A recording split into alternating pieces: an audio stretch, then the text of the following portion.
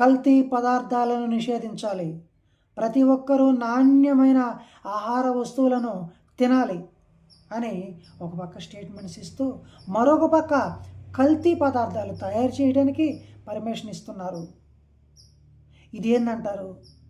ఇది దేశద్రోహం కాదా?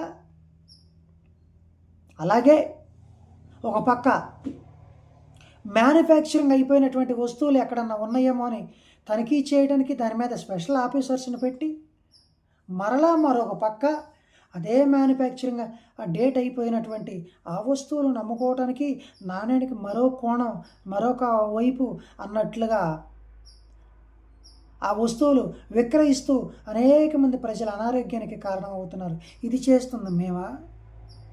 క్రైస్తవులా? ఆలోచించండి ఒకసారి. ఇకపోతే